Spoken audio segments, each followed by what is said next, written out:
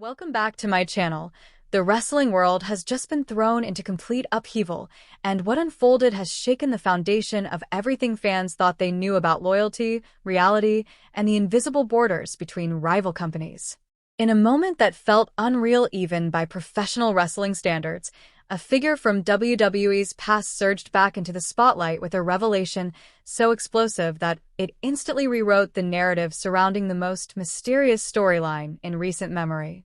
Jon Moxley is back in the conversation, not as a chaotic invader, not as a destroyer looking to burn bridges, but as a man on a mission to defend his name, his legacy, and his truth. This was not a calculated publicity stunt or a subtle tease dropped on social media.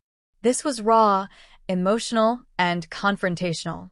On Monday Night Raw, in front of a stunned global audience, the man once known as Dean Ambrose stood face-to-face with Paul Heyman and Bron and delivered a desperate, furious plea that came straight from the heart. His message was simple but devastating. He is being framed, and the proof is undeniable. What followed was a chain of events that blurred the line between fiction and reality so violently that fans were left questioning everything they thought they understood about the so-called Mystery Man attacks.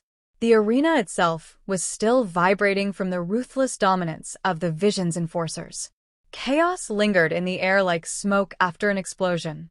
Paul Heyman, ever the puppet master, stood confidently at ringside, his posture calm and his expression smug, as if he already knew how the story would end.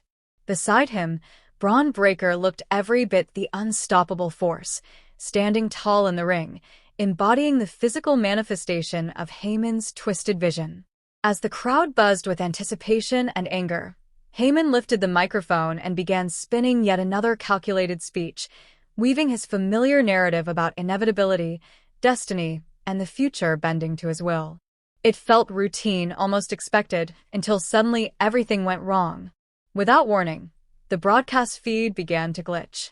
The massive screens flickered, the audio crackled, and a wave of confusion rippled through the arena. What appeared next stopped the show cold. The static cleared, revealing shaky handheld footage that instantly felt out of place. This wasn't WWE production quality. This wasn't scripted polish. This was raw, unfiltered reality. The setting was unmistakable, the backstage area of an AEW event.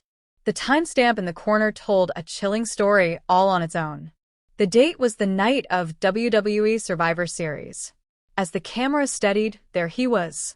Jon Moxley, drenched in sweat, breathing heavily, clad in full AEW gear, the AEW World Championship draped over his shoulder. He was in the middle of a post-match interview, speaking directly to an AEW camera crew. He talked about surviving a war, about defending his title, about the brutality of the fight he had just endured. The crowd inside the WWE arena began to murmur as realization slowly set in. The timestamp didn't lie. At the exact moment the WWE Mystery Man was allegedly climbing the steel cage at Survivor Series, Jon Moxley was live on air, in a completely different company, in a completely different city, in front of thousands of fans and millions watching at home. The footage didn't stop there. Just when the audience thought they had seen enough, the screen cut to a second clip from another AEW show. This time, it showed Moxley brawling violently through the crowd, fists flying, chaos erupting around him. Once again, the timestamp told a damning story. This was happening at the precise moment the mystery attacker struck LA Knight on Raw. The implication was inescapable. This wasn't speculation. This wasn't rumor. This was hard evidence presented in real time. Jon Moxley had public, televised, time-stamped alibis that destroyed the entire accusation against him. The arena fell into stunned silence as the video ended. Then, before anyone could process what they had just witnessed, the sound system exploded with distorted, aggressive chords. Wild Thing blasted through the speakers, raw and violent, sending shockwaves through the crowd. Fans leapt to their feet as a familiar figure emerged not from the stage, but from within the audience itself. Jon Moxley was there, in the flesh. He shoved past stunned fans, his eyes burning with fury, his jaw clenched with barely contained rage. This wasn't a calculated entrance. This was an eruption. Moxley vaulted over the barricade with reckless ease and stormed toward the ring. He didn't wait for a WWE microphone. He snatched one from the ringside announcer, his hands shaking not with fear, but with anger. He turned his attention directly to Paul Heyman, his voice rough and unfiltered as he shouted Heyman's name with pure contempt. The wise man's smug grin vanished instantly, replaced by a flash of genuine panic. Moxley pointed straight at him, his finger trembling as years of frustration poured out in seconds. He accused Heyman and his so-called science experiment, gesturing toward Bron Breakker, of hijacking his identity, of weaponizing his reputation, of hiding behind a mask and unleashing an imposter to do their dirty work while letting the entire world believe that he was responsible. He slammed the microphone against the ring apron, the sound echoing through the arena like a gunshot. He shouted that he was in Jacksonville, that he was live on TNT, that he had hundreds of witnesses and thousands of digital timestamps proving his innocence. He declared, with absolute certainty, that he was not the mystery man. The crowd didn't know how to react. They weren't booing. They weren't cheering. They were processing something unprecedented. An AEW World Champion had just walked into a WWE arena, hijacked the narrative, and dismantled WWE's biggest mystery with irrefutable evidence. This wasn't an invasion angle. This wasn't a dream match tease. This was a man hunting the truth.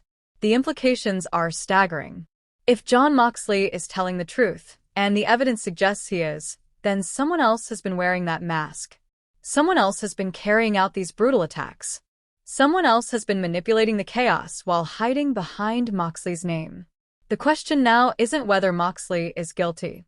The question is who benefits from framing him. Is it someone within the vision? Is it a disgruntled former ally?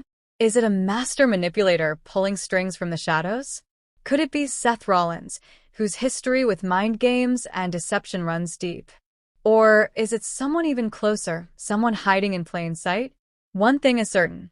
This story has exploded beyond the walls of WWE. The forbidden door didn't just crack open, it was blown off its hinges. Wrestling fans around the world are now united in confusion, excitement, and anticipation.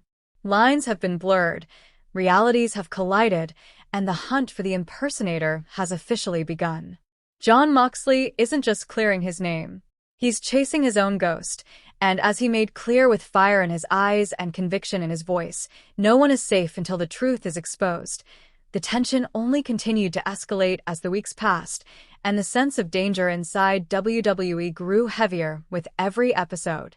Management increased security, but even that felt like a weak shield against an enemy no one could identify. Superstars were constantly looking over their shoulders, questioning who might be watching, who might be listening, and who might be next. Ever.